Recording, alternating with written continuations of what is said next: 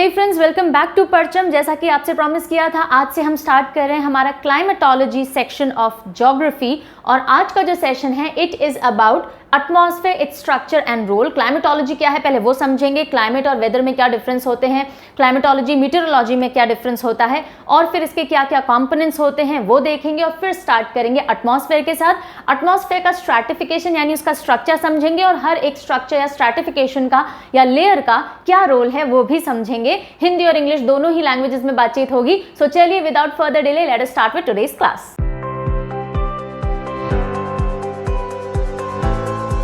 Alright, तो start करेंगे बिल्कुल बेसिक के साथ में। क्लाइमेटोलॉजी क्या होता है, क्लाइमेट क्या होता है, मीटेरोलॉजी क्या होता है और कैसे क्लाइमेट और वेदर डिफरेंट है एक दूसरे से। तो शुरुआत करेंगे क्लाइमेटोलॉजी से। देखो इसके पीछे LOGY लॉजी वर्ड लगा हुआ है। लॉजी का मतलब होता है स्टडी, जैसे बायोलॉजी यानी प्लांट्स एंड एनिमल की स्टडी, इकोलॉजी एनवायरमेंट की स्टडी। इसी तरह से क्लाइमेटोलॉजी क्या होगा, क्लाइमेट की स्टडी। सो सिंपल से शब्दों में आपको समझ में आ गया क्लाइमेटोलॉजी क्या होता है, क्लाइमेट की स्टडी। अब उसमें क्या स्टडी किया जाता है तो यहाँ देख लेते हैं, study of behaviour of the atmosphere and changes in temperature, pressure, other atmospheric factors over a period of time।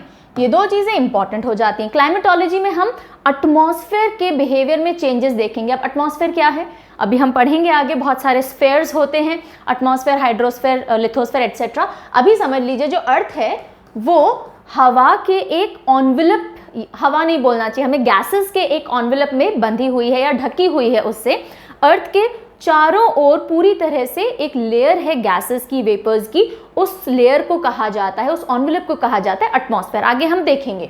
सो इस एटमॉस्फेयर में जो भी कुछ चेंजेस आ रहे हैं अलग अलग चीज़ों में। अब एटमॉस्फेयर में चेंजेस किस किस में आ सकते हैं, उसके टेम्परेचर में, प्रेशर में या दूसरे फैक्टर्स जैसे कि विंड, प्रेसिपिटेशन, रेनफॉल जो हो रही है, उसके अलावा और क्या आ सकता है, ह्यूमिडिटी हो सकती है, क्लाउड फॉर्मेशन हो सकता है। सो इन सब चीज़ों में जो चेंजेस आ रहे हैं over a long period of time, ऐसा नहीं एक दिन या 2 हफ्ते या 3 महीनों की स्टडी हो, no, over a long period of time. और ऐसा माना जाता है थ्रू ऑल द साइंटिस्ट कि कम से कम 30 साल तक स्ट्रेच होती है जो स्टडी, या जिसमें एक पैटर्न स्टडी किया जाता है ओवर 3 डेकेड्स यानी 30 साल, 3 दशक, उसको हम क्लाइमेटोलॉजी के अंडर में लेते हैं। सो जब आप बहुत लंबे समय तक एक एरिया या एक रीजन के बिहेवियरल, एटमॉस्फेरिक बिहेवियरल पैटर्न को स्टडी करते हो, उसमें चेंजेस क्या क्या आ रहे हैं, क्यों आ रहे हैं और उन चेंजेस का इम्पैक्ट कहाँ कहाँ पड़ रहा है, इन सब की स्टडी को क्या बोलते हैं, क्लाइमेटोलॉजी बोलते हैं। ठीक है, अब इसमें वर्ड क्या आ रहा है, क्लाइमेट, तो अब जानना जरूरी है क्लाइमेट क्या है। ओके, सो क्लाइमेट जो वर्ड है वो एक ग्रीक वर्ड से लिया गया है, क्लीमा। अधिकतर जितनी भी स्टडीज हुई हैं, ज्योग्राफी या साइंस ले लीजिए आप, शुरुआत में वो ग्रीक्स ने की हैं। ओके, और उन्हीं की टर्मिनोलॉजीज, उन्हीं की भाषा में जो शब्द थे उनको हमने अडॉप्ट करके थोड़ा सा चेंज करके ओवर द इयर्स यूज किया है। सो क्लीमा का मतलब होता है एरिया या जोन, और इसी से वर्ड आया है क्लाइमेट। तो कुछ ना कुछ इसका रीजन से लेना देना है, क्या है वो अब हम देखते हैं। तो क्लाइमेट की अगर हम डेफिनेशन या मीनिंग पे जाएं, so it is average state of atmosphere for a given time scale, long period and for a specific geographical location. तो ये जो एरिया या जोन इन्होंने मेंशन किया, इसका मतलब ये है कि एक रीजन के अंदर या एक ज्योग्राफिकल लोकेशन के अंदर जो भी कुछ चेंजेस आ रहे होंगे, एवरेज स्टेट ऑफ एटमॉस्फेयर क्या है वहाँ की। एवरेज मतलब आपने मीन मीडियन मोड पढ़ा होगा, एवरेज यानी कुछ ऊपर है कुछ नीचे, इनका एवरेज निकाल लो तो आपको एक मीन मिल जाता है।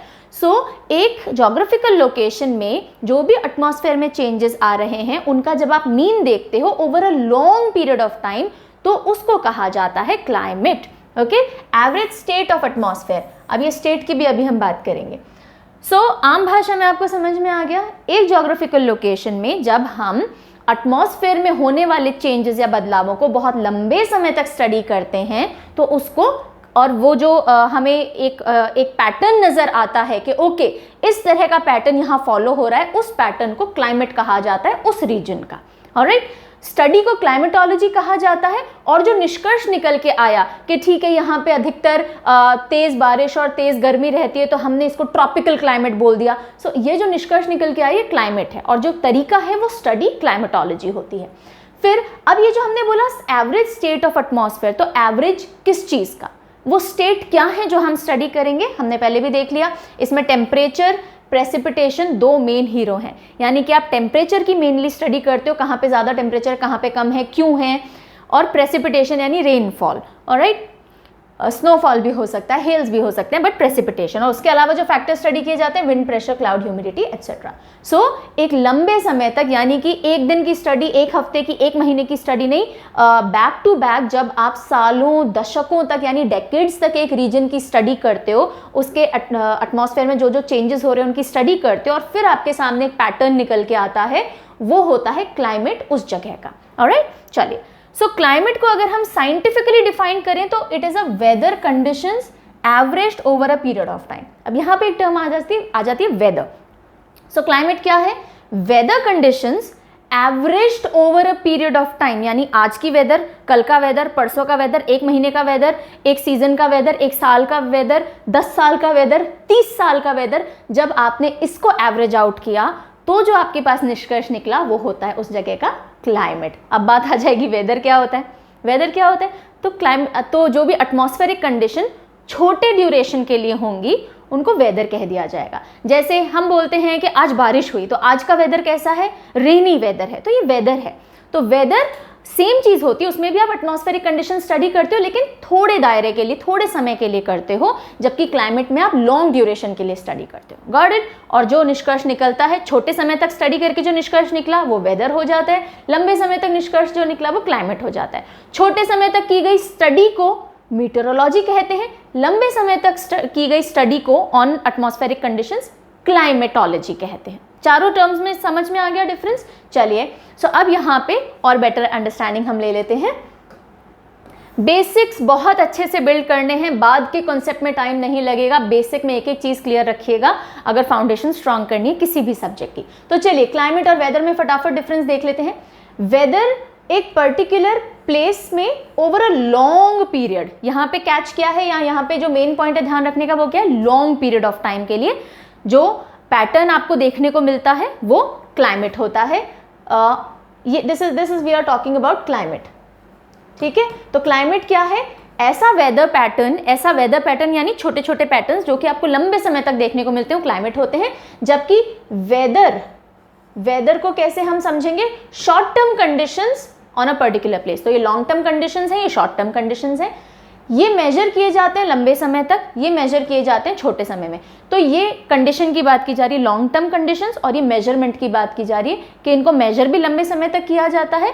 ये शॉर्ट टर्म कंडीशंस जो एक एरिया में प्रिवेल करें उन्हें वेदर कहते हैं। इनकी स्टडी भी छोटे समय के लिए की जाती है। फिर अफेक्टेड बाय क्लाइमेट सिस्टम, जो क्लाइमेट है वो क्लाइमेट सिस्टम से अफेक्टेड होता है। अब क्लाइमेट सिस्टम क्या है? क्लाइमेट सिस्टम में सारे स्फेयर जो है ना, मैंने जो अभी कहा कि अभी हम पढ़ेंगे, एटमॉस्फेयर तो आता ही है, लिथोस्फेयर, हाइड्रोस्फेयर, बायोस्फेयर, क्रायोस्फेयर, ये सारे क्या हैं अभी हम देखेंगे। Have some patience. सो इन सारे क्लाइमेट सिस्टम से क्लाइमेट अफेक्ट होता है, इंटरकनेक्टेड होता है। लेकिन अगर हम वेदर की बात करें तो वेदर के अंदर मेन रोल किस चीज़ का होता है? टेम्परेचर, एयर प्रेशर, मॉइस्चर, यानी एटमॉस्फेयर के ही थोड़े बहुत फैक्टर्स होते हैं जो इसमें रोल प्ले करते हैं। फिर अगर हम क्लाइमेट की बात करें तो forecasted by collective weather statistics over a long period of time. और इसमें मतलब किसका? कलेक्टिव वेदर स्टैटिस्टिक्स, यानी आपने आज का वेदर, कल का वेदर, 1 साल, 10 साल, 30 साल तक का वेदर के स्टैटिस्टिक्स को कलेक्ट किया और फिर इन्फ्रेंस निकाला। और वेदर के केस में क्या होता है? Forecasted by collecting meteorological data. Meteorological data, world meteorological organisation भी है ना, हमने पढ़ी थी यूनेस्को के टाइम में। तो मीटेरोलॉजिकल डेटा एक शब्द आ गया तो अब दिमाग में क्वेश्चन आ गया, अब ये मीटेरोलॉजी क्या है? तो अब देखते हैं क्लाइमेटोलॉजी और मीटेरोलॉजी। मैं आपको वैसे समझा चुकी हूँ, जो पैटर्न लंबे समय तक दिख रहा है एटमॉस्फेयर के अंदर बिहेवियर चेंज का, वो क्लाइमेट होगा। जो बिहेवियरल चेंज पैटर्न एटमॉस्फेयर का छोटे ड्यूरेशन के लिए दिखता है वो वेदर होगा। इसकी स्टडी को क्लाइमेटोलॉजी बोलेंगे, वेदर की स्टडी को मीटेरोलॉजी बोलेंगे। सिंपल, कुछ भी नहीं कंफ्यूज होना है। अब देख लो फटाफट से। क्लाइमेटोलॉजी लॉन्ग टर्म की, जो इसमें चेंज मेजर किया जाता है वो लॉन्ग टर्म में देखा जाता है, ईयर्स से लेके सेंचुरीज या मोर, ठीक है, 100 ईयर्स या उससे भी ज़्यादा के पैटर्न को स्टडी किया जाता है। इसमें शॉर्ट टर्म, एक दिन, 1 घंटे के 1 आवर के चेंज को भी मेजर किया जाए तो मीटेरोलॉजी के अंदर में आ जाता है। ठीक है, फिर इंटरडिसिप्लिनरी है जो क्लाइमेटोलॉजी है, इसमें एटमॉस्फेरिक साइंस, जियोलॉजी, एस्ट्रोनॉमी, आप सब कुछ पढ़ते हो क्योंकि ये सब आपस में इंटरलिंक्ड होते हैं। यहाँ पे मेनली एटमॉस्फेयर का ही रोल होता है मीटरोलॉजी में। और अगर हम टेम्पोरल ओरिएंटेशन की बात करें कि फोकस किस पे होता है, तो क्लाइमेटोलॉजी का फोकस पास्ट पे होता है कि आज से इतने साल पहले तक का जो पैटर्न है वो हम देखेंगे ताकि हम क्लाइमेट के कंक्लूजन पे पहुंच सकें। और वेदर में आगे की फोरकास्टिंग कि अच्छा कल का वेदर कैसा होगा, अच्छा परसों का वेदर कैसा होगा। ओके, तो यहाँ जो मेजर फोकस होता है क्लाइमेटोलॉजी में वो पास्ट पे होता है, बिकॉज आप एक पैटर्न स्टडी कर रहे हो और पैटर्न आप पिछले से लेकर के अभी तक का स्टडी करोगे। लेकिन जो मीटरोलॉजी होती है वो या तो आज का स्टडी करेगी कि आज कैसा है वेदर, या फ्यूचर का देखेगी कल क्या होगा, कल कोई डस्ट स्टॉर्म आ सकता है क्या, कल कोई टॉर्नेडो आ सकता है क्या, कल रेनफॉल हो सकती है क्या। ठीक है, तो जैसे न्यूज़ में आता था ना आशंका है या अनुमान है कि इतने बजे मौसम ऐसा होगा। जो आप वेदर फोरकास्ट देखते हो फोन पे वो आपको क्या बताता है, बाहर मौसम ऐसा है और अगले कुछ घंटों में ऐसा हो सकता है। So this is exactly what meteorology does. Okay, और क्लाइमेटोलॉजी पिछले बहुत सारे सालों का डेटा पढ़ रही होती है। Got it? So I really hope यहाँ तक का कॉन्सेप्ट बिल्ड हो गया होगा आपका। फिर हम आ जाते हैं अर्थ हैज 5, ये 4 नहीं है, ये 5 मेजर स्फीयर्स। अब मैंने आपको कहा था कि क्लाइमेटोलॉजी जो होती है या पूरा जो क्लाइमेट सिस्टम होता है वो इंटरलिंक्ड होता है बहुत सारे दूसरे स्फीयर्स से। बहुत सारी चीज़ों की स्टडी या बहुत सारी चीज़ों का इम्पैक्ट एटमॉस्फेयर पे पड़ता है, उसकी वजह से उसका बिहेवियर चेंज होता है। यस, तो जल्दी से देखते हैं वो कौन कौन से स्फीयर्स हैं जो कि एटमॉस्फेयर को भी बॉदर करते हैं या उसके साथ इंटरप्ले में आते हैं और फिर क्लाइमेट का इम्पैक्ट या क्लाइमेट में जो चेंजेस हैं वो हम देख पाते हैं और उसका असर ह्यूमन लाइफ पे, बाकी बायोलॉजिकल फीचर्स पे क्या क्या पड़ता है वो भी हम स्टडी करते हैं। तो देखो, अर्थ हैज़ 5 मेजर स्फीयर्स। एक है लिथोस्फेयर। लिथोस्फेयर क्या होता है? Land forms. तो जो अर्थ का जो अपर क्रस्ट होता है, मैंटल और क्रस्ट जो होता है यानी जमीन, बेसिक फॉर्म में समझिए लिथोस्फेयर इज लैंड फॉर्म्स। वो इम्पैक्ट डालते हैं एटमॉस्फेयर पे। हम क्या देख रहे हैं कि जो क्लाइमेट सिस्टम है वो इंटरैक्ट करता है सभी स्फीयर्स के साथ में और तब उसका बिहेवियर चेंज होता है या जैसा है वैसा रहता है। क्लाइमेट आइसोलेशन में नहीं है। धरती का असर क्लाइमेट पे पड़ेगा, पानी का असर क्लाइमेट पे पड़ेगा, लाइफ फॉर्म्स का असर पानी पे पड़ेगा, एटमॉस्फेयर पे पड़ेगा। Got it?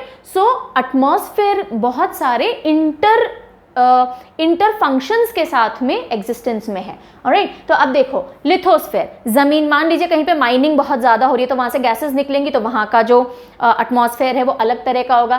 कहीं पे जहाँ लैंड बिल्कुल सूखा है, पेड़ ही नहीं है, वहाँ का अलग होगा। कहीं पे अगर बहुत ज़्यादा माउंटेन्स हैं बर्फ वाली तो अलग होगा। समझ रहे? सो लिथोस्फेयर का असर भी एटमॉस्फेयर पे पड़ता है। हाइड्रोस्फेयर क्या होता है? जहाँ पे वाटर बॉडीज होती हैं जिसमें सी, ओशन, लेक सब कुछ आ जाएंगे। सो वाटर बॉडी का असर क्लाइमेट पे पड़ता है। पानी अगर ज़्यादा होगा तो वहाँ की जो एटमॉस्फेरिक कंडीशंस हैं वो डिफरेंट होंगी, नहीं होगा तो कंडीशंस डिफरेंट होंगी। एटमॉस्फेयर मैंने आपको बताया था क्या होता है। अर्थ के आसपास जो एयर एनवेलप है या गैसेस का एनवेलप है, वाटर वेपर्स का एनवेलप है, उसको हम बोलते हैं atmosphere. Then cryosphere. What is cryosphere? ऐसा सरफेस जो कि बर्फ से ढका हो, राइट, वो भी इम्पैक्ट करेगा वहाँ के क्लाइमेट सिस्टम को। क्योंकि अगर बर्फ है मतलब टेम्परेचर बहुत कम है, मतलब इवेपोरेशन वगैरह नहीं होगा, गर्मी ज़्यादा नहीं है, बादल ज़्यादा नहीं बनेंगे, बारिश नहीं होगी बहुत ज़्यादा, उसके अलावा जो हवा है वहाँ की डेंस रहेगी। तो ये सारे चेंजेस क्यों आ रहे हैं? उस तरह के बर्फ़ की प्रेजेंस की वजह से। अगेन ये एक दूसरे से इंटरलिंक्ड है, क्योंकि ठंड है इसलिए बर्फ़ है या बर्फ़ है इसलिए ठंड है ना। तो ये सब आपस में बहुत अच्छे से गुथे हुए हैं, इंटरमिंगल्ड हैं। And lastly biosphere. बायोस्फेयर क्या होता है? लाइफ फॉर्म्स, जैसे इंसान, पेड़, जानवर, बर्ड्स, माइक्रो ऑर्गेनिजम्स, ये सब बायोस्फेयर का पार्ट है। तो जब भी हम क्लाइमेट सिस्टम पढ़ते हैं या क्लाइमेटोलॉजी पढ़ते हैं तो हम उसको आइसोलेशन में या अकेले नहीं पढ़ सकते। इन सभी चीज़ों का इम्पैक्ट उस पर होता है और इसलिए हमें इन सभी के ऊपर भी ध्यान देना पड़ता है। आज हम बोलते हैं क्लाइमेट चेंज हो रहा है। क्यों हो रहा है? क्योंकि एक फैक्टर है एंथ्रोपोजेनिक फैक्टर। कौन सा फैक्टर? एंथ्रोपोजेनिक। इसका मतलब होता है ह्यूमन बीइंग से डील करता हुआ। तो हम बायोस्फेयर का पार्ट हैं, है ना। अब अगर बायोस्फीयर का इंपैक्ट नहीं पड़ रहा होता क्लाइमेट पे तो क्यों ग्लोबल वार्मिंग हो रही है, क्यों ग्रीन हाउस गैसेस बढ़ रही हैं, ठीक है। इसी तरह से जैसे मैंने बताया जहां पानी ज़्यादा होगा, गर्मी दो एरियाज हैं, दोनों जगह गर्मी बहुत ज़्यादा है, यानी सूरज का जो एक्सपोजर है दोनों जगह बहुत ज़्यादा है। एक जगह पानी नहीं है, जहाँ पानी है वहाँ इवेपोरेशन, भाप बहुत ज़्यादा बनेगी, उसकी वजह से क्लाउड्स बनेंगे, इधर बारिश होगी, इधर इतनी बारिश नहीं होगी, तो दोनों जगह क्लाइमेटिक कंडीशंस चेंज हुई। सो इसीलिए हर एक स्फीयर क्लाइमेट के ऊपर अपना अपना इम्पैक्ट डालता है और इसलिए क्लाइमेट सिस्टम को इंटरैक्शन के अंडर में पढ़ा जाता है हर स्फीयर, क्योंकि इससे इंटरैक्ट कर रहा होता है। ये चीज़ समझ में आ गई? आई रियली होप आ गई होगी। अच्छा, एक यहाँ पे वर्ड है, क्योंकि क्लाइमेट सिस्टम हर एक स्फीयर से इंटरैक्ट करता है इसलिए इसको जियोफिजिकल सिस्टम कहते हैं। Very important, climate system is a type of geophysical system, it is a type of geophysical system. अब हम आएंगे एटमॉस्फेयर। अब इस सारे हमने स्फीयर देख लिए, क्लाइमेट में हम कौन से स्फीयर को पढ़ेंगे? हम एटमॉस्फेयर को पढ़ेंगे। एटमॉस्फेयर में जो भी कुछ हो रहा है हम उसको पढ़ेंगे। ऑफ कोर्स बाकी सारी चीज़ें उसको अफेक्ट करती हैं, लेकिन हमें मेनली किसको स्टडी करना है? Behaviour of the atmosphere. Okay, so अब जो हमारी पूरी स्टडी होगी किस पे फोकस करती हुई होगी? एटमॉस्फेयर पे फोकस करती हुई होगी। चलिए, सो एटमॉस्फेयर क्या है? वैसे मैं आपको ब्रीफ में बता चुकी हूँ और आगे बढ़े उससे पहले आपके लिए क्वेश्चन आ गया। चलिए, very first question, what is lapse rate? Lapse rate क्या होती है? तो जल्दी से अगर पता हो तो कमेंट करके बताइए, नहीं पता तो इसी वीडियो में आगे आपको आंसर मिलेगा, डू नॉट वरी, ठीक है। लैप्स रेट क्या होती है आप बता सकते हैं। अच्छा, बहुत से ऐसे बच्चे होंगे जो इंग्लिश में कंफर्टेबल नहीं है, जो मैंने लिखा है, मैं समझा तो हिंदी में रही हूँ, पर आप इंग्लिश लिखे हुए से कंफर्टेबल नहीं हो तो we will get these PPTs translated और आपको जो नोट्स मिलेंगे वेबसाइट पे वो हिंदी और इंग्लिश दोनों में मिलेंगे। आज जो मैंने लेक्चर ये मैं पढ़ा रही हूँ ये आपको ऑलरेडी परचम की ऐप पे एनुअल सब्सक्रिप्शन में ऐड होके मिल जाएगा। जिन ने एनुअल सब्सक्रिप्शन ले रखा है आपके उस सब्सक्रिप्शन में ऑलरेडी ये ऐड हो जाएगा। जो लोग वेबसाइट से इंडिविजुअल PDF डाउनलोड करते हैं अगर, तो मैं आज हम पढ़ रहे हैं स्ट्रक्चर एंड रोल, इसमें कॉम्पोजिशन भी आएगी, एटमॉस्फेयर का स्ट्रक्चर एंड कॉम्पोजिशन, और वो दोनों ही इकट्ठे मैं आपको वेबसाइट पे दूंगी so that it is easier for you to download in one go, ठीक है। और बस दिस इज इट। तो इंग्लिश में तो अवेलेबल हो जाएगा फटाफट से, हिंदी के लिए 1-2 दिन लगेंगे, so you'll have to wait. So चलिए अब हम आते हैं एटमॉस्फेयर को पढ़ने। अब देखो ये अर्थ दिख रही है और ये उसके ऊपर ये लेयर्स दिख रही हैं कुछ, है ना। तो ये जो पूरा एक गैसेस का एनवेलप होता है अर्थ के ऊपर उसको बोलते हैं एटमॉस्फेयर। सो ये भी अगेन ग्रीक वर्ड से लिया गया है, जैसा कि मैंने बताया था ग्रीक्स ने इनिशियली सारी स्टडी की थी बहुत सारी। एटमॉस्फेयर का मतलब होता है वेपर, वेपर यानी गैसेस, और स्फेरा का मतलब होता है बॉल या ग्लोब। तो हमारी बॉल या दैट इज हमारे ग्लोब, ग्लोब का शेप ऑलमोस्ट बॉल जैसा है ना। सो हमारे ग्लोब के आसपास जो वाटर वेपर यानी गैसेस की लेयर है उनको कहते हैं atmosphere. Now gases cover by which our planet is enveloped. Okay, अब ये एक डीप ब्लैंकेट जैसा, ऐसा नहीं कि पतली सी लेयर है, थाउजेंड्स ऑफ किलोमीटर्स इसकी पूरी थिकनेस है इस पूरे एनवेलप की, इतना ये ब्रॉड है या थिक है। And it is very important, अगर ये गैसेस कवर नहीं होता तो लाइफ पॉसिबल ही नहीं हो सकती थी अर्थ पे। तो हमारे लिए ये atmospheric cover is the most crucial thing, right. Inseparable है अर्थ से। अच्छा, अब ये क्वेश्चन आ सकता है कि मैम ये ऐसे बाहर क्यों रहता है, ये उड़ क्यों नहीं जाता? हवा है, हवा तो कहीं भी उड़ जानी चाहिए, क्योंकि अर्थ के अंदर एक ग्रेविटेशनल पुल होता है, गुरुत्वाकर्षण का बल होता है। सो विद द ग्रेविटी अर्थ ने इन सारे गैसेस को अपने आसपास होल्ड करके रखा हुआ है, ठीक है। तो जितना जितना आप अर्थ के पास वाले सरफेस की एयर की डेंसिटी देखोगे वो ज़्यादा डेंस होती है, दूर जाते जाते डेंसिटी कम हो जाती है, बिकॉज दूर जाते जाते ग्रेविटेशनल पुल भी कम हो जाता है। ऑलराइट, सो ये इनसेपरेबल है अर्थ से, क्योंकि ग्रेविटेशनल पुल है अर्थ का जिसने इसको अपने पास बांधा हुआ है। और ये जो पूरा गैसेस का जो एनवेलप है इसकी 99% जो डेंसिटी आपको मिलेगी, जो मास मिलेगा, यानी अधिकतर गैसेस जो हैं जिन्होंने एनवेलप कर रखा है अर्थ को, वो 32 किलोमीटर तक के दायरे में सीमित हैं। उसके बाहर जाके फिर गैसेस बहुत कम हो जाती हैं। ओके, सो ये चीज़ ध्यान रखनी है। 99% of the total mass of atmosphere is confined to 32 kilometres from the surface of the earth. ये अर्थ का सर्फेस है तो यहाँ से 32 किलोमीटर्स तक मेजॉरिटी गैसेस का डेंसिटी या मास आपको मिलेगा। अब हम आ जाते हैं आज का जो मेन टॉपिक होने वाला है उसके ऊपर कि एटमॉस्फेयर जो है उसको हम अलग अलग लेयर्स में स्टडी करते हैं, बिकॉज हर एक लेयर की अपनी एक फीचर है, अपना एक कैरेक्टरिस्टिक है और अपना एक रोल है ना, उसकी अपनी अपनी एक बेनिफिट है जो वो हमको देती है। अब ये लेयर हमने किस बेसिस पे बनाई है, क्या खास बात है इन लेयर की, ये टेम्परेचर के बेसिस पे बनाई गई हैं, ठीक है। हर लेयर की अपनी एक टेम्परेचर की टेंडेंसी है, अपना एक टेम्परेचर का वेरिएशन है और एक पैटर्न है, उसके बेसिस पे इन लेयर्स को डिवाइड किया गया। कहीं किसी लेयर में टेम्परेचर बढ़ता हुआ होता है, किसी में घटता हुआ होता है, उस बेसिस पे हमने इन लेयर्स को डिमार्केट किया है, ठीक है। तो अगर कभी पूछ लिया जाए कि जो स्ट्रैटिफिकेशन या लेयर्स ऑफ एटमॉस्फेयर है वो किस बेसिस पे डिमार्केटेड है, टेम्परेचर के बेसिस पे। Very good, so they are based on temperature. कौन कौन सी लेयर्स हैं, हम अर्थ के सरफेस से, यहाँ पे मान लीजिए this is the surface, okay. Earth के सरफेस से जब ऊपर चलना शुरू होंगे तो सबसे पहली लेयर आएगी ट्रोपोस्फेयर, फिर स्ट्रैटोस्फेयर, फिर मेसोस्फेयर, फिर थर्मोस्फेयर, फिर जो लिखी हुई है एक्सोस्फेयर, ठीक है। So tropo, strato, meso, thermo and exosphere. This is the first layer, this is the second layer, third layer, fourth layer and fifth layer.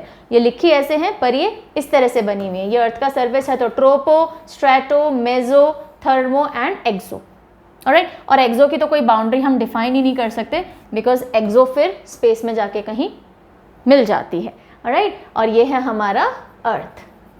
तो ये 5 लेयर्स ध्यान रहेंगी, ट्रोपो, स्ट्रैटो, मेसो, थर्मो, एक्सो। अब एक और इन सभी लेयर्स में कुछ ना कुछ खास बात होगी, किसी के अंदर कोई और सब लेयर भी छुपी हुई है, किसी में ओजोनोस्फेयर छुपा हुआ है, किसी में आयोनोस्फेयर छुपा हुआ है, किसी में मैग्नेटोस्फेयर छुपा हुआ है, वो सब हम पढ़ेंगे। तो चलिए शुरू करते हैं। हर लेयर की अपनी एक खासियत है, क्या खासियत है वो देखते हैं। जैसे हर घर की एक खासियत होती है, हर बच्चे की खासियत होती है, हर लेयर की भी खासियत है। शुरुआत करेंगे हम ट्रोपोस्फेयर के साथ में। ट्रोपोस्फेयर जो बिल्कुल लैंड सरफेस के पास वाली लेयर होती है उसको कहते हैं ट्रोपोस्फेयर। यहाँ अगर आप देखोगे तो ये जो आपको दिख रही है यहाँ तक ये ट्रोपोस्फेयर है, ये वाला हिस्सा, ओके। सो सबसे पहली एंड लोवेस्ट लेयर है, ये हमने देख लिया। अर्थ एटमॉस्फेयर से सबसे ऊपर और सबसे लोवेस्ट लेयर यही रहेगी और ये 7 to 20 किलोमीटर्स तक फैली हुई है। रेंज है इसकी, फिक्स नहीं है। अर्थ सरफेस से या तो 7 किलोमीटर्स या कहीं ज़्यादा और अप टू 20 किलोमीटर्स तक ये ब्रॉड है। कुछ एरियाज में कम ब्रॉड है, कुछ एरियाज में ज़्यादा ब्रॉड है। ऐसा क्यों है वो अभी हम अगली स्लाइड में देखेंगे, पहले कुछ और पढ़ लेते हैं। इंडिया की अगर हम बात करें तो अराउंड 16 किलोमीटर्स इसकी हाइट है, ओके। 16 किलोमीटर्स तक, अर्थ सरफेस से 16 किलोमीटर तक इंडिया के ऊपर ट्रोपोस्फेयर है। ट्रोपोस्फेयर है। ट्रोपो का मतलब क्या होता है? ट्रोपो का मतलब होता है चेंज। ये एक ऐसी लेयर है जहाँ पे जो क्लाइमेट है या जो वेदर है उसमें बहुत बदलाव होते हैं, ओके। वेरी डायनेमिक नेचर है यहाँ पे वेदर का, कभी भी कुछ भी हो जाता है। ऐसा क्यों है वो भी मैं समझाऊंगी। इनस्टेबिलिटी है यहाँ के एटमॉस्फेयर के अंदर। क्यों? क्योंकि अभी जब मैं हीट समझाऊंगी तो समझाऊंगी, सीक्वेंस से चलेंगे तो अच्छा समझ में आएगा। क्योंकि सारी वेदर कंडीशंस इसी लेयर में होती हैं, बारिश इसी लेयर में होगी, तूफान इसी लेयर में अधिकतर आते हैं, देन जितनी भी हवाएं चलेंगी तो ये सब कुछ इसी लेयर में होता है और यहाँ चेंज बहुत ज़्यादा होता है वेदर कंडीशन में। और ट्रोपो का मतलब होता है चेंज, इसलिए इसको ट्रोपोस्फेयर कहा जाता है। And air never remains static, कभी भी एकदम हवा एकदम शांत रहे ऐसा नहीं होता, उथल पुथल मची ही रहती है स्फेयर के अंदर।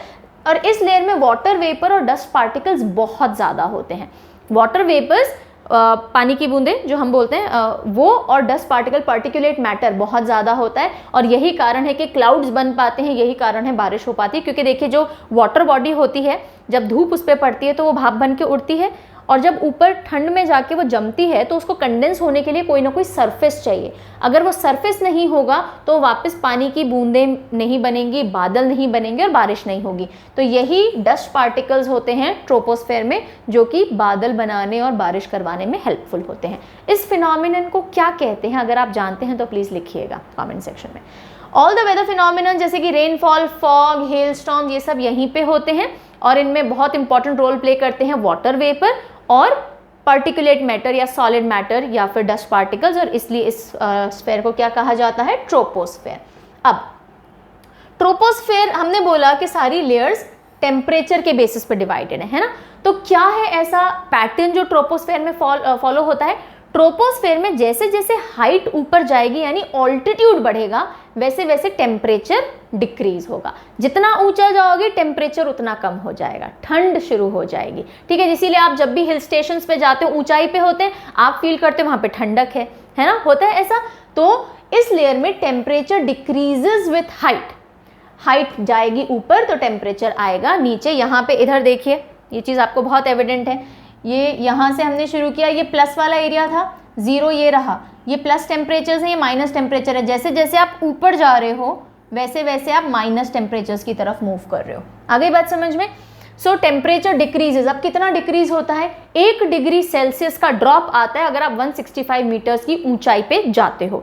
यानी जैसे ही आप ऑल्टीट्यूड पे जाते हो 165 मीटर्स, आपको 1 डिग्री सेल्सियस टेम्परेचर की गिरावट देखने को मिलती है। और इसी कंसेप्ट को या फिनोमिनन को कहा जाता है लैप्स रेट।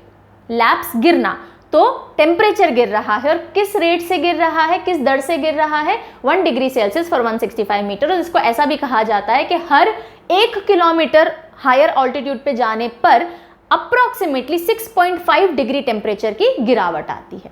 ठीक है, सो 6.5 डिग्री सेल्सियस, सब कुछ हम सेल्सियस में बात करें, ड्रॉप फॉर एवरी 1 किलोमीटर। इसको क्या कहा जाता है? Lapse rate. So you got your first answer. ठीक है, अब ऐसा क्यों होता है? ऐसा क्यों होता है वो समझिए। देखिए, जो अर्थ है, ये अर्थ है, और यहाँ से कहीं से सन की रेज आ रही हैं, ठीक है, और यहाँ पे पूरी एयर है। तो अधिकतर जो ट्रोपोस्फेयर में जो एयर है, वाटर वेपर है, डस्ट पार्टिकल्स है, ये हीट को इतना एब्जॉर्ब नहीं करते जितना कि अर्थ करेगी। अर्थ पे जो पानी है, जो पत्थर है, जो सर्फेसेस हैं, वो हीट को ज़्यादा एब्जॉर्ब करते हैं। क्योंकि ये हीट को एब्जॉर्ब करते हैं, इनके पास वाली जो हवा होगी, जो सरफेस के पास वाली एयर होगी, वो ज़्यादा हीटअप होगी, यहाँ वाली एयर ज़्यादा हीटअप होगी। और जैसे ही एयर हीटअप होती है, आप जानते हैं क्या होता है, वो ऊपर की तरफ मूव करती है, राइट। क्योंकि ज़्यादा गर्मी, अच्छा, ऊपर की तरफ मूव करती है, इसका टेम्परेचर डिक्रीज से लेना देना नहीं है। टेम्परेचर डिक्रीज से इस बात का लेना देना है कि क्योंकि ये जो गर्मी है, सोर्स ऑफ हीट क्या है यहाँ की हवा के लिए? यहाँ की हवा के लिए सोर्स ऑफ हीट सन नहीं है, अल्टीमेट सोर्स तो सभी का वो है, लेकिन इमीडिएट सोर्स ऑफ हीट क्या है ट्रोपोस्फेयर की हवा के लिए, एटमॉस्फेयर के लिए? वो है अर्थ। अर्थ के सरफेसेस जब गर्म होते हैं तो अर्थ के आसपास वाली, सरफेस के आसपास वाली हवा गर्म होती है, और जो हवा सरफेस से ज़्यादा दूर है वो कम गर्म होती है। इसलिए जब आप हाइट पे जाओगे आपको टेम्परेचर में गिरावट फील होगी। ओके, इसके और भी इम्प्लीकेशंस हैं। हवा गर्म होती है, फिर वो ऊपर उड़ती है, फिर वो लेस डेंस होती है, और क्योंकि लेस डेंस होती है तो और भी जो रेडिएशन है उनको कम एब्जॉर्ब करती है ना। ये सारी बातें भी हैं, लेकिन मेन पॉइंट जो है वो ये है कि ट्रोपोस्फेयर में जो एटमॉस्फेयर है, यानी जो गैसेस हैं, वो गर्मी सीधे सन से इतना नहीं ले रही जितना धरती से ले रही हैं। और धरती के पास वाली इसलिए ज़्यादा गर्म होती है, और जैसे जैसे आप धरती से ऊपर दूर जाते हो वो कम गर्म होती है। Got the point? Okay, so इसको यहाँ देख लीजिए, reason for troposphere gases. Reason क्या है? Troposphere gases absorb very little incoming solar radiation, यानी कि सन की जो लाइट आ रही है, जो गर्मी आ रही है, वो डायरेक्टली इतना एब्जॉर्ब नहीं करती, लेकिन ग्राउंड बहुत ज़्यादा एब्जॉर्ब करता है। और फिर ग्राउंड से जो रेडिएशंस आ रही होती हैं वो ट्रोपोस्फेरिक एयर्स को गर्म करती हैं, और कंडक्शन और कन्वेक्शन करंट्स चालू होते हैं, यानी फिर वो ऊपर जाएंगी, ठंडी होंगी, फिर नीचे आएंगी। ठंडी क्यों होती है? क्योंकि धरती की गर्मी इतनी नहीं पहुंच रही है ऊपर तक। ओके, तो कंपैरेटिवली ठंडा है, फिर वो कंडेंस होती है, फिर या तो एयर करंट्स, विंड करंट चालू होते हैं, या फिर बारिश होती है। सब हम बाद में पढ़ेंगे। आप सिर्फ मोटी मोटी इतनी बात समझिएगा कि ट्रोपोस्फेयर में सवाल आएगा कि ट्रोपोस्फेयर में हाइट के साथ साथ, हाइट बढ़ने के साथ साथ टेम्परेचर कम क्यों होता है, लैप्स रेट क्यों होता है? तो क्यों होता है? क्योंकि जो सोर्स है हीट का वो है अर्थ का सरफेस, और जो हवा अर्थ के सरफेस के पास होगी वो गर्म होगी, और जो दूर होगी वो कम गर्म होगी, इसलिए ऊपर जाने पर टेम्परेचर ड्रॉप होता है। ओके, अब एक पॉइंट हमने शुरू में देखा था कि अर्थ की जो ट्रोपोस्फेयर में जो एटमॉस्फेयर की थिकनेस है वो 7 to 20 किलोमीटर वेरी कर सकती है। वेरी क्यों करती है? क्यों कहीं पे 7 किलोमीटर्स तक है, क्यों कहीं पे 20 किलोमीटर्स तक है? इसका रीज़न अब हमें देखना है। तो जो मैक्सिमम आपको विड्थ दिखेगी, थिकनेस दिखेगी ट्रोपोस्फेयर में, जो एटमॉस्फेरिक गैसेस की है, वो दिखेगी इक्वेटर पे। ठीक है, ये अर्थ है, ये इक्वेटर है। इक्वेटर पे जो पूरा एनवेलप होगा गैसेस का वो सबसे ज़्यादा थिक होगा, और पोल्स पे जाते जाते ये कम थिक होगा। Got the point? तो ऐसा नहीं है कि इक्वल ट्रोपोस्फेयर की पूरी एक एनवेलप है। इक्वेटर पे ज़्यादा ब्रॉड या थिक एनवेलप है और पोल्स पे थोड़ा कम थिक है। तो maximum at equator 20 kilometre, minimum at pole 7 kilometre. Earth के ऊपर कितना था ट्रोपोस्फेयर? Approximately 16 kilometre. ओके, अब ऐसा क्यों होता है? ऐसा क्यों होता है? तो देखो, जितना ज़्यादा गैसेस दूर तक फैली हुई होंगी ट्रोपोस्फेयर उतना ज़्यादा ब्रॉड होगा। इतनी बात तो समझ में आई। अब क्यों होता है? सबसे पहला रीज़न है high insolation at equator. Insolation का मतलब सोलर रेडिएशन। इक्वेटर पे सूरज की गर्मी बहुत ज़्यादा होती है, इस वजह से जो गैसेस हैं वो गर्म होती हैं और दूर दूर तक फैलती हैं, तो गैसेस का एनवेलप एक्सपैंड हो गया।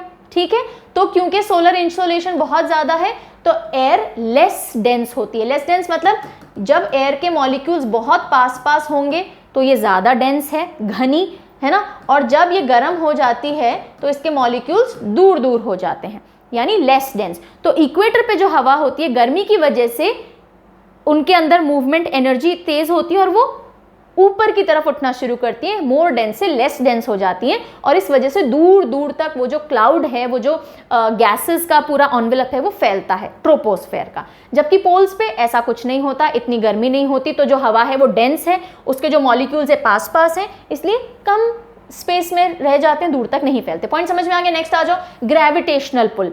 अच्छा बताइए मुझे, ग्रेविटेशनल पुल इक्वेटर पे ज़्यादा होता है या पोल्स पे ज़्यादा होता है? पढ़ चुके हैं हम पहले।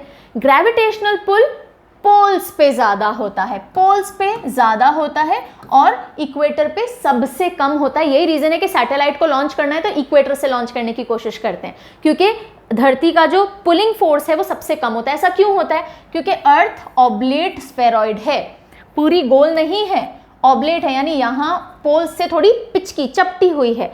तो जो अर्थ का जो कोर है वहीं से ग्रेविटेशनल पुल बनता है, तो ये जो पुल है ये ज़्यादा होगा बजाय इस पुल के, क्योंकि यहाँ से थोड़ी फैली हुई है। तो क्योंकि इक्वेटर से थोड़ी फैली हुई है, यहाँ पे ग्रेविटी थोड़ी कम फंक्शन में आती है और गैसेस थोड़ा लूज हो जाती हैं, दूर तक चली जाती हैं। जबकि पोल्स पे क्या होता है, ग्रेविटेशनल पुल बहुत ज़्यादा है तो गैसेस बिल्कुल पास में रहती हैं और इस वजह से ट्रोपोस्फेयर श्रंक होता है। ओके, चलिए नेक्स्ट देख लीजिए। सेंट्रीफ्यूगल फोर्स भी मैक्सिमम होता है इक्वेटर पे। अब सेंट्रीफ्यूगल फोर्स क्या होता है? अर्थ घूमती है ना, अर्थ घूमती है, तो कोई भी चीज़ जब मूवमेंट में होती है तो वो ऐसा फोर्स जो कि उसको मूवमेंट में बनाए रखने की कोशिश करता है, रुकने नहीं देता, उसको बोलते हैं सेंट्रीफ्यूगल फोर्स। और जब ये फोर्स लग रहा होता है तो आसपास की जो हवा होगी वो दूर खिसक जाती है ना। अर्थ घूम रही है, अर्थ का एटमॉस्फेयर सेंटर से यानी इक्वेटर से ज़्यादा खिसका हुआ होगा सेंट्रीफ्यूगल फोर्स की वजह से, और पोल्स पे क्योंकि सेंट्रीफ्यूगल फोर्स का ज़्यादा असर नहीं पड़ता, पोल्स का एरिया कंपैरेटिवली स्मॉल रहेगा, इक्वेटर का ज़्यादा रहेगा, तो सेंट्रीफ्यूगल फोर्स मैक्सिमम इक्वेटर पे लगता है। ये हम जब ओशन करंट्स वगैरह पढ़ेंगे तब भी समझेंगे। और पोल्स पे कम लगता है सेंट्रीफ्यूगल फोर्स, तो यहाँ की जो हवा है ये दूर तक फैल जाती है और यहाँ वाली हवा इतनी दूर तक नहीं फैलती। तो ये थे वो सारे फैक्टर्स जो कि एग्जामिनेशन पॉइंट ऑफ व्यू से बहुत इंपॉर्टेंट है कि क्यों वेरी करती है ट्रोपोस्फेयर की जो थिकनेस है या हाइट है बिटवीन 7 to 20 किलोमीटर्स और एक सी क्यों नहीं रहती। तो अब आप जानते हैं ऐसा क्यों है। चलिए, तो ये ट्रोपोस्फेयर हमने पढ़ लिया। अब आएगा ट्रोपोपॉज। पॉज का मतलब क्या होता है? रोक दो, है ना। हम मूवी पॉज करते हैं, आप मेरा वीडियो भी पॉज करते होगे कई बार कमेंट करने के लिए, ठीक है। तो पॉज का मतलब क्या होता है? रोक देना। तो यहाँ तक चल रहा था ट्रोपोस्फेयर, फिर एक ऐसा जोन आता है जब टेम्परेचर गिरना नहीं कंटिन्यू करता, वो रुक जाता है, स्टेबल हो जाता है। अभी तक क्या हो रहा था, हर 165 मीटर ऊपर जाने पे 1 डिग्री टेम्परेचर गिर रहा था। एक ऐसा एरिया आता है जहां पे ये टेम्परेचर स्टेबल हो जाता है। सीधी लाइन दिख रही है आपको, इस एरिया को बोलते हैं, इस जोन को बोलते हैं ट्रोपोपॉज। ट्रोपोस्फेयर स्ट्रेटोस्फेयर के बीच में आता है ट्रोपोपॉज। हर एक लेयर का पॉज आएगा, ठीक है। So height eight which temperature stops decreasing, उसको ट्रोपोपॉज बोलते हैं। कांस्टेंट टेम्परेचर रहता है यहाँ पे, और यहाँ जो टेम्परेचर है वो -58 डिग्री सेल्सियस तक जा सकता है। वो यहीं पे चला गया था बेसिकली, एंड होते होते ट्रोपोस्फेयर का, और फिर वही मेंटेन रहता है। तो -58 डिग्रीज तक ये टेम्परेचर हो सकता है। और यहीं पे आपके लिए अगला सवाल आ गया है, बताइए coldest sphere, troposphere, stratosphere, mesosphere, thermosphere और एक्सोस्फेयर में से सबसे कोल्डेस्ट स्फेयर कौन सा है? जल्दी से कमेंट करके बताओ। चलें आगे, चलिए अब हम आते हैं हमारी दूसरी लेयर पे। ये रही वो दूसरी लेयर, दिस, इसको क्या बोलते हैं? स्ट्रेटोस्फेयर। स्ट्रेटोस्फेयर इंग्लिश में तो ST होता है ना, और यहाँ हम चलेंगे तो T और S, नीचे से ऊपर आप चलोगे। चलो, सो ट्रोपोस्फेयर हो गया, स्ट्रेटोस्फेयर पे आते हैं। स्ट्रेटोस्फेयर जस्ट अबव ट्रोपोस्फेयर होगा। ट्रोपोपॉज को हम मेंशन नहीं करते, करना चाहो तो कर लो कि जस्ट अबव ट्रोपोपॉज होगा, है ना। सो सेकेंड लेयर है ट्रोपोस्फेयर के ऊपर लाई करती है। इसकी हाइट कितनी, हर एक की हाइट ध्यान आपको रखनी है। सो रफली 50 किलोमीटर्स तक ट्रोपोस्फेयर के ऊपर से शुरू होगी, यानी कि 20 किलोमीटर्स अप्रॉक्स से चालू होगी और 50 किलोमीटर्स तक ये जाती है, ठीक है। So beyond troposphere up to 50 kilometres तक हाइट जाएगी। अब this is very dry area, ये पूरा जो स्फेयर है, ये जो पूरा एटमॉस्फेयर है इस ऑल्टीट्यूड पे, ये बहुत ड्राई है, इसमें वाटर वेपर्स नहीं होते। जैसे troposphere was full of water vapours, it is a very dry layer, क्योंकि इसमें बहुत कम वाटर वेपर होता है, बिल्कुल तो नहीं खत्म होगा पर बहुत कम वाटर वेपर होता है, ठीक है। अब इसके एडवांटेजेस हैं। ट्रोपोस्फेयर जो था वो बहुत ही ज़्यादा फ्रीक्वेंट वेदर चेंजेस वाला था, है ना। वहाँ हवा के मूवमेंट भी बहुत होते थे, क्यों? क्योंकि हवा गर्म हुई धरती से, ऊपर गई, ठंडी हुई, नीचे आई, तो ये हवा बहुत मूव कर रही है, बहुत मूवमेंट हो रहे हैं विंड के। ये जोन जो ट्रोपोस्फेयर था वो एक सेफ जोन नहीं होता फ्लाइट्स वगैरह उड़ाने के लिए। तो जो एयर फ्लाइट्स होती हैं, जो एरोप्लेन्स उड़ते हैं, वो या तो इस ट्रोपोपॉज से चालू होते हैं। ट्रोपोपॉज, ध्यान से सुनिएगा जो मैं बोल रही हूँ। ट्रोपोस्फेयर में फ्लाइट्स नहीं उड़ती हैं। जो भी एयर फ्लाइट्स में आप जब बैठते हो और वो उड़ती हैं, तो वो एक हाइट अटेन करके फिर उड़ना चालू करती हैं। तो वो हाइट कहाँ तक की अटेन कर रही होती है? ट्रोपोपॉज या स्ट्रैटोस्फेयर। तो मेनली अगर आप देखोगे तो स्ट्रैटोस्फेयर में हवाई जहाज उड़ते हैं। क्यों? क्योंकि वहाँ की हवा बहुत स्टेबल होती है और एक डायरेक्शन में बहती हुई होती है, जिससे कि थ्रस्ट मिलता है प्लेन को उड़ने का। बहुत कम डिस्टर्बेंस होता है वहाँ पे, बहुत कम, ठीक है। आप बोल दो कि मैम मैंने तो देखा एक तूफान आ गया, प्लेन गिर गया, बहुत कम होता है। ट्रोपोस्फेयर में उड़ाओगे तो आए दिन ऐसा होगा। सो अब देख लीजिए, ये जो लेयर है यानी स्ट्रैटोस्फेयर जो है, इसकी एडवांटेज है फ्लाइट के लिए, क्योंकि यहाँ पे स्टॉर्मी वेदर नहीं होता है, स्टॉर्मी वेदर के ऊपर होती है ना। और इसलिए स्टेडी, स्ट्रॉन्ग और हॉरिजॉन्टल वेव्स यहाँ पे विंड्स बह रही होती हैं, जो आपको फ्लाइट में मदद करती हैं। ओके, देन टेम्परेचर जो है इस पूरी लेयर में इंक्रीज होगा हाइट के साथ। ये जो चेंजेस है ना, ये ध्यान रखोगे आप। इधर देख लो, ट्रोपोस्फेयर में ऊपर आते आते टेम्परेचर घटता है, माइनस की तरफ आ रहा है, पॉज आ गया। फिर स्ट्रैटोस्फेयर में ऊपर आते आते टेम्परेचर बढ़ेगा, प्लस की तरफ जा रहा है। फिर मीजोस्फेयर में घटेगा, माइनस की तरफ आ रहा है। फिर थर्मोस्फेयर में बढ़ेगा, प्लस की तरफ आ रहा है। तो अगर आप ध्यान से देखो तो ये सिग्मा जैसा निशान बनाती है। सम वाला जो निशान हम देखते हैं जब आप कभी एक्सेल यूज करते हो, समेशन, सिग्मा जैसा निशान बनाती है, ध्यान रखेंगे आप। तो ये जो पैटर्न है ये ट्रोपो में होता है, बढ़ने वाला स्ट्रैटो में होता है, देन वापस घटने वाला मीजो में होता है और फिर बढ़ने वाला थर्मो में होता है ना। फिर तो बढ़ता ही रहता है ऊपर, ठीक है। सो ये आप ध्यान रखेंगे। थर्मो के बाद भी थोड़ा सा कम होता है, बट देन जो मेन प्रॉपर पैटर्न देखने को मिलता है 4 लेयर्स में देखने को मिलता है। सो टेम्परेचर इंक्रीजेज। अब क्यों इंक्रीज होता है? क्योंकि स्ट्रैटोस्फेयर में एक ऐसी लेयर होती है जो सन की यूवी रेज को एब्जॉर्ब करती है और उसको कहते हैं ओजोन लेयर, और उस एरिया को ओजोनोस्फेयर भी कहते हैं। Very important. तो ओजोन लेयर कौन से स्फेयर में लाई करती है? स्ट्रैटोस्फेयर में। तो क्योंकि यहाँ पे ओजोन प्रेजेंट होती है, वो सन की यूवी रेडिएशंस को एब्जॉर्ब करती है और इसलिए यहाँ जो टेम्परेचर है वो जैसे जैसे आप ऊपर जाओगे इंक्रीज होगा। हर एक का रीजन आपको पता होना चाहिए कि हाइट के साथ क्यों इंक्रीज या डिक्रीज हो रहा है, ठीक है। फिर increase in temperature with height means warmer air is located above the cooler air. यही मतलब हुआ कि जैसे जैसे आप ऊपर जा रहे हो टेम्परेचर प्लस में आ रहा है, नीचे माइनस में था, यानी ठंडी हवा नीचे है, गर्म हवा ऊपर है। ये तो बहुत स्टेबल कंडीशन है, गर्म हवा ऊपर है, ठंडी हवा नीचे है। वरना ट्रोपोस्फेयर में क्या हो रहा था? गर्म हवा नीचे थी, ठंडी हवा ऊपर थी। तो ठंडी हवा क्योंकि डेंस होती है वो नीचे आने की कोशिश करती है, गर्म हवा लाइट होती है ऊपर जाने की कोशिश करती है। तो ट्रोपोस्फेयर में इसलिए उथल फुथल मची रहती है। लेकिन स्ट्रैटोस्फेयर में क्या होता है? गर्म हवा जो कि डेंस है वो नीचे ही है, ऊपर जाते जाते टेम्परेचर बढ़ रहा है, यानी ऊपर वाली हवा लेस डेंस है, हल्की है। तो ये बिल्कुल आइडियल है, ये शांत बने रहते हैं, ठीक है। इसलिए यहाँ पे बहुत ज़्यादा एटमॉस्फेयर में वेदर चेंजेस बहुत ज़्यादा देखने को नहीं मिलते हैं, बहुत स्टॉर्म्स नहीं होते हैं, बहुत वायलेंट विंड्स नहीं होती हैं, कंपैरेटिवली पीसफुल माहौल होता है। सो स्ट्रैटो ये समझ में आ गया। उसके बाद स्ट्रैटोपॉज आता है जो कि स्ट्रैटोस्फेयर और मीजोस्फेयर के बीच का डिवाइड है। ये स्ट्रैटोस्फेयर खत्म हो गया, ये मीजोस्फेयर चालू होगा और बीच वाला ये एरिया आएगा जहाँ टेम्परेचर और नहीं बढ़ेगा, स्टेबल होगा, उसको बोलते हैं स्ट्रैटोपॉज। समझ में आ गई यहाँ तक की बातें? चलें आगे। चलिए, सवाल कैसे बन सकते हैं? फ्लाइट के लिए कौन सा जोन इंपॉर्टेंट है, या फिर आपसे पूछा जा सकता है मीटियोर्स जो गिरते हैं, है ना, गैलेक्सी से जो मीटियोर्स वगैरह गिरते हैं, मीटियोर की रेन होती है कई बार, उनको ख़त्म करने के लिए कौन सा जोन इंपॉर्टेंट होता है, या फिर आपसे पूछा जा सकता है इन सब में से कौन से स्फेयर में टेम्परेचर हाइट के साथ बढ़ता है या घटता है। तो ये सारे कॉन्सेप्ट्स आपको पकड़ने हैं, क्यों होता है ऐसा वो भी पूछा जा सकता है। अब आ जाते हैं हम ओजोन लेयर पे। स्ट्रेटोस्फेयर का ही ओजोन लेयर जल्दी से पढ़ लेते हैं, जिसको ओजोनोस्फेयर भी बोलते हैं। So stratosphere contains a layer of ozone. कितने कौन से एरिया में या कितने किलोमीटर्स पे? 15 से 35 किलोमीटर्स तक की रेंज में ये लेयर होती है, ओजोनो स्फेयर इसको बोलते हैं। अर्थ से 15 से 35 किलोमीटर के बीच में, और ओजोन लेयर, ओजोनोस्फेयर। अब ओजोन लेयर क्या करती है हम सबको पता है, यूवी रेडिएशन, जो अल्ट्रावायलेट रेडिएशन होती है सन से, उनको एब्जॉर्ब कर लेती हैं और हमारे तक नहीं पहुंचने देती। क्या ये जो ओजोन है ये सिर्फ स्ट्रेटोस्फेयर में मिलती है? मेजॉरिटी यस, 99%, 90% नॉट 99%, 90% जो ओजोन है वो आपको स्ट्रेटोस्फेयर में मिलेगी। 10% ट्रोपोस्फेयर में भी होती है, और वो बैड ओजोन हो जाती है, बिकॉज वो हम उसमें से कई मात्रा में अगर हम इनहेल कर लेंगे तो हमारी हेल्थ के लिए हैजार्डस हो जाएगी। तो जब तक ओजोन स्ट्रेटोस्फेयर में गुड ओजोन है, क्योंकि यूवी को अब्जॉर्ब कर रही है। जो ट्रोपोस्फेयर में ओजोन होती है 10%, वो भी यूवी को अब्जॉर्ब कर रही होती है, लेकिन उसको हम एब्जॉर्ब कर रहे होते हैं, उस हवा को, समझ रहे हैं? ठीक है। सो ओजोन यूवी को एब्जॉर्ब करती है, इसलिए हार्मफुल रेडिएशन से बचाती है।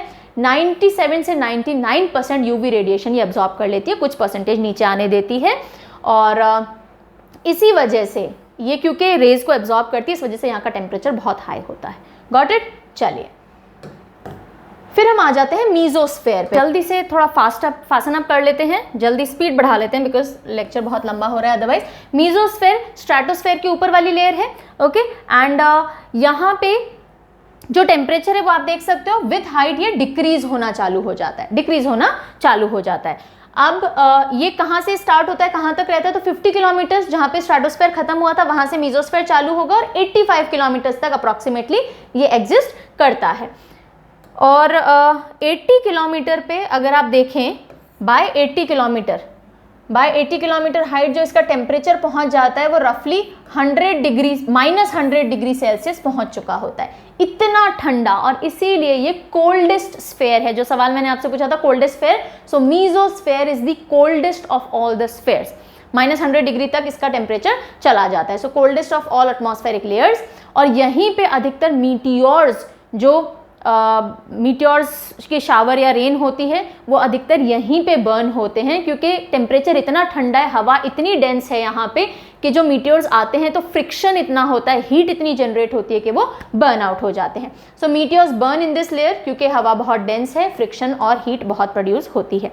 और इसकी जो अपर लेयर है जहाँ पे टेम्परेचर स्टेबल हो जाता है, फर्दर डाउन नहीं गिरता, उसको बोलेंगे मीजोपॉज, ओके। और यहीं पे अब आपके लिए अगला सवाल आ गया कि बताइए ऑरोरा एक फिनोमिनन होता है, मैं बता देती हूँ क्या होता है। जो कभी आपने देखा है पोलर एरियाज में जाके लोग वो कलरफुल लाइट्स देखते हैं, स्काई में कलरफुल लाइट्स दिखती हैं बहुत ब्यूटीफुल, उसको ऑरोरा बोलते हैं। ये ऑरोरा फिनोमिनन कौन से स्फेयर में, कौन सी एटमॉस्फेरिक लेयर में देखने को मिलता है, जल्दी से आप बताएंगे मुझे। चलिए अब हम चलते हैं थर्मोस्फेयर की ओर। सो मेसोस्फेयर के बाद कौन सा आएगा? ये रहा थर्मोस्फेयर। यहाँ पे टेम्परेचर वापस हाइट के साथ बढ़ेगा। क्यों बढ़ेगा अभी हम देखेंगे। सबसे पहले देख लीजिए मेसोपॉज के ऊपर है 40 किलोमीटर से लेके अप्रॉक्सीमेटली 400 किलोमीटर तक ये स्ट्रेच होती है। यहाँ पे कई जगहों पे आपको देखने को मिलेगा कि 500 के ऊपर तक इसको दिखाया गया है, तो अलग अलग जगहों पे अलग अलग देखने को मिलता है। पर अगर हम स्टैंडर्ड लेके चलें तो 80 किलोमीटर से शुरू होकर 400 किलोमीटर तक अप्रॉक्सीमेटली जो थर्मोस्फेयर है वो स्ट्रेच करता है। यहाँ तो दिखाया ही नहीं गया, थोड़ा दिखाया गया। ये लेयर कंप्लीटली क्लाउडलेस और वाटर वेपरलेस है, यानी कि ना तो यहाँ पे बादल है ना वाटर वेपर्स है, नहीं है, कंप्लीटली, ओके। अब इसका नाम देखो thermosphere. Thermo is related with heat, तो ये सबसे हॉट लेयर है एटमॉस्फेयर की। अगर पूछ लिया जाए कोल्डेस्ट है मेसो, और सबसे हॉटेस्ट लेयर अगर हम बात करें तो वो है थर्मोस्फेयर। थर्मोस्फेयर के नाम में ही थर्मो आता है, और यहाँ पे जो टेम्परेचर्स है ना अप टू 2000 डिग्री सेल्सियस तक पहुंच जाते हैं, okay. Up to 2000 degree Celsius तक वेरी करते हैं बहुत ज़्यादा, यहाँ पे वेरिएशन भी बहुत होता है टेम्परेचर का, लेकिन they can reach up to 2000 degree Celsius. Now ये जो इंक्रीज इन टेम्परेचर है ये क्यों है, तो ये अब आप समझने की कोशिश कीजिएगा। यहाँ पे जो आपको एयर मॉलिक्यूल्स दिखेंगे वो बहुत कम है compare to troposphere, stratosphere, mesosphere, लेकिन है फिर भी। वाटर वेपर एंड क्लाउड नहीं है, वाटर वेपर नहीं है इसलिए क्लाउड फॉर्मेशन भी नहीं है, लेकिन एयर मॉलिक्यूल्स है और कम है। तो जब भी सन से हाई एनर्जी सोलर रेडिएशंस आते हैं, जैसे कि अल्ट्रावायलेट रेज आ गई, एक्सरेज आ गई, तो ये जो थोड़े बहुत एयर मॉलिक्यूल्स हैं उनको ट्रैप कर लेते हैं, और क्योंकि खाली खाली है सब कुछ, मॉलिक्यूल्स बहुत दूर दूर है, ये हाई एनर्जी में मूव करते हैं। जब भी किसी एक मॉलिक्यूल के पास बहुत ज़्यादा एनर्जी होती है और वो लूज नहीं हो रही होती, तो वो हीट के अंदर उसी फॉर्म में रहती है। जितनी एनर्जी जिसके पास होगी उतनी हीट होगी, वो उतनी हीट जनरेट कर रहा होगा, तो उनका जो मूवमेंट है वो बहुत फ्री और हाई लेवल पे रहता है। पास पास जब आप मॉलिक्यूल रहते हैं तो वो हिलते हैं तो भिड़ते हैं तो उनकी एनर्जी लूज होती है। जब बहुत लेस डेंस एयर होती है, बहुत खुली एयर होती है, या मॉलिक्यूल्स बहुत कम होते हैं, तो आपस में टकराव नहीं होता तो एनर्जी लूज नहीं होती, यानी कि हीट बनी रहती है। और इसी कारण, इसी absorption of x rays and UV rays के कारण, जो कि थोड़े बहुत एयर मॉलिक्यूल्स इनको ट्रैप करते हैं गर्मी को, और वो उसी में मूव करते रहते हैं, इनकी हीट लूज नहीं होती, एनर्जी लूज नहीं होती। इस कारण से ये जो पूरी लेयर है ये सबसे ज़्यादा गर्म लेयर है। समझ में आ गई बात? तो देखिए, the increase in temperature is due to absorption of high energy X-rays and UV rays. Okay, अब ये यूवी रेज आप बोलोगे मैम स्ट्रेटोस्फेयर में भी आ रही थी, लेकिन स्ट्रेटोस्फेयर में डेंसिटी भी बहुत ज़्यादा थी। ठीक है, तो जब वो यूवी रेज लेकर के मॉलिक्यूल्स मूव करते, तो वहाँ पे ओजोन भी थी, पहली चीज़ तो ये। दूसरी चीज़, जब वो मूव करते आपस में टकराते तो एनर्जी लूज भी हो रही थी। ठीक है, यहाँ पे, और उस वजह से वहाँ पे भी गर्मी थी, है ना। Even that stratosphere was also hot comparatively, लेकिन यहाँ पे ज़्यादा हॉट क्यों है? बिकॉज यहाँ पे मॉलिक्यूल्स बहुत दूर दूर है, उनकी एनर्जी लूज ही नहीं होती, टकराव नहीं होता। सो यूवी रेडिएशंस और एक्सरे हाई एनर्जी रेज जब ये लेते हैं सन से, तो फ्यू पार्टिकल्स होते हैं और वो इतना ज़्यादा हीट अप हो जाते हैं कि वो पूरे के पूरे लेयर को बहुत ज़्यादा हॉट बना देते हैं। सो इससे रिजल्ट, एक और रिजल्ट होता है, ये जब आप ये जो मॉलिक्यूल्स हैं, जो फोटो रेडिएशंस या ये जो एक्सरेज और यूवी रेडिएशंस लेते हैं, तो एक प्रोसेस है, एक फिनोमिना होता है जिसको बोलते हैं फोटो आयनाइजेशन। एक रिएक्शन होता है, क्या बोलते हैं उसको? Photo ionisation. ये क्या करता है? जब इतनी हाई एनर्जी रेडिएशंस आती हैं तो मॉलिक्यूल्स को ब्रेक कर देता है आयंस के अंदर। प्लस एंड माइनस यानी positively and negatively charge ions बन जाते हैं, और ये जो आयंस होते हैं ये जब बहुत सारी तादाद में बनते हैं तो इस पूरे एरिया को आयोनोस्फेयर या आयनाइज कर देते हैं। ठीक है, सो मेसोस्फेयर के अंदर, थर्मोस्फेयर के अंदर आपको बहुत सारी मात्रा में आयंस देखने को मिलेंगे because of this high radiations from the sun, और इसलिए यहाँ पे आयोनोस्फेयर भी मिलता है या पाया जाता है। सो अगर आपसे सवाल पूछ लिया जाए कौन सी एटमॉस्फेरिक लेयर है जिसमें कि बहुत प्रोमिनेंटली आयोनोस्फेयर है, तो आंसर क्या होगा? थर्मोस्फेयर। यहाँ पे मैं एक चीज़ बता दूं, ऐसा नहीं है कि आयोनोस्फेयर सिर्फ थर्मोस्फेयर में होता है, आयोनोस्फेयर मेसोस्फेयर में भी होता है, लेकिन इतना ज़्यादा प्रोमिनेंटली एक्टिव नहीं होता जितना कि थर्मोस्फेयर में होता है। अभी मैं बताऊंगी आगे वाली स्लाइड में, देख लीजिए। सो फोटो आयनाइजेशन होता है यानी breakup of gas molecules into ions, और इसलिए आयनोस्फेयर भी थर्मोस्फेयर का पार्ट है। याद रहेगा ये हीट की वजह से molecules are breaking into ions, और वो आयंस बहुत काम के भी हैं हमारे, अभी हम देखेंगे, और हीट भी बहुत प्रोड्यूस होती है इसमें, और आयंस भी बहुत बनते हैं, इसलिए आयनोस्फेयर इज ऑल्सो, कई जगहों पे आयनोस्फेयर को थर्मोस्फेयर का पार्ट माना जाता है, कई जगह पे थर्मोस्फेयर को आयनोस्फेयर भी माना जाता है, जबकि हम इसको सेम चीज़ नहीं कह सकते। आयनोस्फेयर यानी आयंस बहुत भारी मात्रा में थर्मोस्फेयर में पाए जाते हैं, लेकिन थर्मोस्फेयर एक अपनी अलग चीज़ है और आयनोस्फेयर दूसरी लेयर्स में भी फैला हुआ होता है, दोनों सेम चीज़ नहीं है। ओके, नाउ थर्मोस्फेयर की अगर हम आगे बात करें तो जो हमारा इंटरनेशनल स्पेस स्टेशन है, ISS, जो हम कई बार करंट अफेयर्स में पढ़ते रहते हैं, चाइना अपना खुद का इंटरनेशनल स्पेस स्टेशन भी बना रहा है, तो ये जो इंटरनेशनल स्पेस स्टेशन है कौन सी लेयर में है? ये भी थर्मोस्फेयर में है। और जितनी भी हमारी लोअर अर्थ ऑर्बिट्स होती हैं, जो सैटेलाइट्स होती हैं जो लोअर अर्थ ऑर्बिट में घूम रही होती हैं, वो भी सब कहाँ घूमती हैं? थर्मोस्फेयर में घूमती हैं। तो थर्मोस्फेयर को और एग्जोस्फेयर को आउटर एटमॉस्फेरिक लेयर कहा जाता है, और जितनी भी आपको सैटेलाइट्स मिलेंगी वो यहीं मिलेंगी, लोअर अर्थ ऑर्बिट वाली थर्मोस्फेयर में मिलेंगी, बाकी सब एग्जोस्फेयर के अंदर मिलेंगी। सो इंटरनेशनल स्पेस स्टेशन जो है वो लोअर अर्थ ऑर्बिट वाली जो सैटेलाइट्स है सब कुछ यहीं मिलती है। और ऑरोरा, जो मैंने आपसे सवाल पूछा था, ऑरोरा दैट इज वो एकदम कलरफुल लाइट वाला फिनोमिनन जो है वो भी यहीं देखने को मिलता है। क्या होता है ऑरोरा, अभी देखेंगे। सो ऑरोरा के अंदर जो ये आयंस बने हैं, पॉजिटिव और नेगेटिव आयंस, जब ये ऑक्सीजन या नाइट्रोजन के एटम्स के साथ टकराते हैं, अर्थ के एटमॉस्फेयर में जो ऑक्सीजन नाइट्रोजन है इसके एटम्स के साथ जब ये फ्री आयंस टकराते हैं तो अलग अलग लाइट्स एमिट करते हैं, और वो लाइट्स एकदम स्काई लाइट्स या ऑरोरा बन के आपको पोलर रीजन्स में बहुत प्रोमिनेंटली देखने को मिलती हैं। क्यों पोलर में ही क्यों ज़्यादा अच्छे से देखने को मिलती है? क्योंकि वहाँ पे बहुत ज़्यादा दूर तक फैला हुआ नहीं है हमारा एटमॉस्फेयर, है ना। चलिए, so most auroras happen in thermosphere. सवाल अगर आ जाए ऑरोरा कहाँ पे पाए जाते हैं मुख्य रूप से, तो थर्मोस्फेयर में। ओके, अपर लिमिट जो है थर्मोस्फेयर की उसको थर्मोपॉज बोलते हैं, और वो थर्मोस्फेयर और एक्सोस्फेयर के बीच का डिवाइड है। यहाँ तक की बातें समझ में आ गई। अब हम देखते हैं आयोनोस्फेयर। आयोनोस्फेयर जैसा कि मैंने आपको बताया मेसोस्फेयर में मुख्य रूप से देखने को मिलता है। आई थिंक यहाँ पे आपको कलर डिफरेंस नहीं दिखेगा, मैं बता देती हूँ फिर भी। देखो, ये हमने मेसोस्फेयर पढ़ा था, मेसोस्फेयर में भी आयंस होते हैं, ठीक है, मेसोस्फेयर में भी होते हैं, लेकिन प्रोमिनेंटली आपको अगर आयोनोस्फेयर देखने को मिलेगा, अलग अलग कैटेगरी के होते हैं ये भी, है ना, इन तादाद ज़्यादा है या कम है। तो अधिकतर जो आपको आयोनोस्फेयर की लेयर देखने को मिलेगी थर्मोस्फेयर में, और यहाँ पे फिर थर्मोस्फेयर के जो हायर जो डिस्टेंसेस हैं वहाँ और एक्सोस्फेयर में भी आयोनोस्फेयर फैला हुआ है। सो मेजरली प्रोमिनेंटली कौन से एटमॉस्फेरिक लेयर के साथ आयोनोस्फेयर जुड़ा हुआ है? थर्मोस्फेयर के साथ। इसको हमेशा ध्यान रखिएगा। हालांकि थर्मोस्फेयर मेसोस्फेयर में भी आता है, लेकिन फिर भी इसको डीपली एसोसिएट किया जाता है थर्मोस्फेयर के साथ में, ठीक है। सो आयोनोस्फेयर है क्या?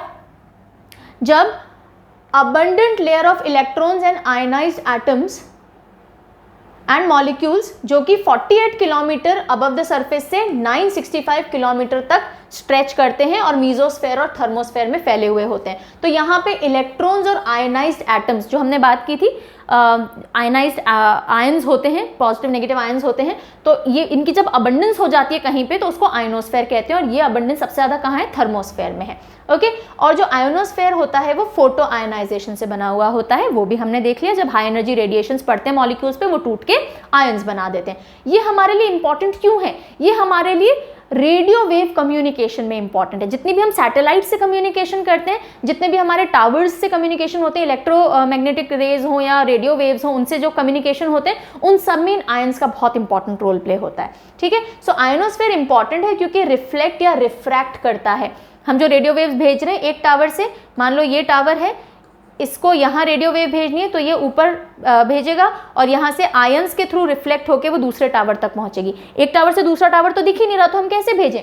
तो हम उनको सैटेलाइट तक भेजते हैं। बीच में जो आयंस या सैटेलाइट का जो रोल है वो वहाँ से फर्दर रिफ्लेक्ट या रिफ्रैक्ट होके वापस आते हैं और उसके थ्रू हम कम्युनिकेट करते हैं, ठीक है। तो सैटेलाइट से जो कम्युनिकेशन करनी हो या फिर जियो पोजिशनिंग सिस्टम जो हमारे जीपीएस होते हैं वो जो काम करते हैं, या जो हम रेडियो वेव कम्युनिकेशन करते हैं, नेविगेशंस में जो काम में लेते हैं, सब कुछ, ये सब कुछ पॉसिबल हो पाता है because of these ions. Got it? चलिए अब हम आ जाते हैं लास्ट एक्सोस्फेयर पे। So alright, so outer most layer जो है एटमॉस्फेयर की वो है एक्सोस्फेयर। नेक्स्ट टाइम से हम छोटे लेक्चर्स लाएंगे, आधे घंटे से ज़्यादा का नहीं लाएंगे।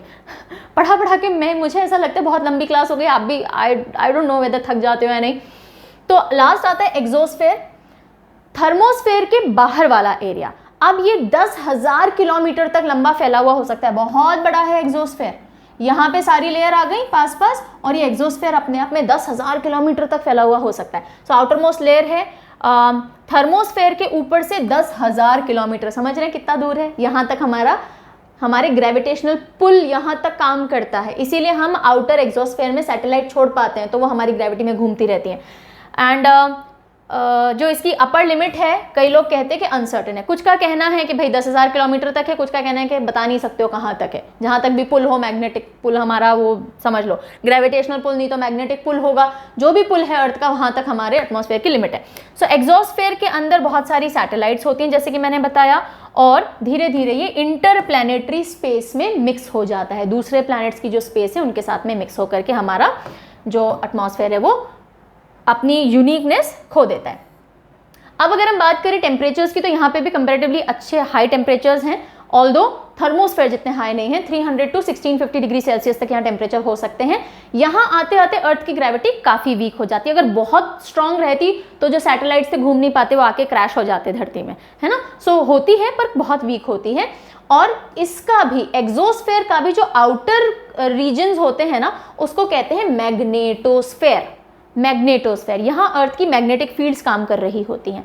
एंड फाइनल बाउंड्री जो अर्थ और आउटर स्पेस में होती है उसको मैग्नेटोपॉज कहते हैं। मैग्नेटोपॉज के भाई बस अब सब कुछ खत्म, अब हमारी मैग्नेटिक पुल भी खत्म, हमारी ग्रेविटेशनल पुल भी खत्म, अब स्पेस चालू हो गया, आउटर स्पेस चालू हो गया।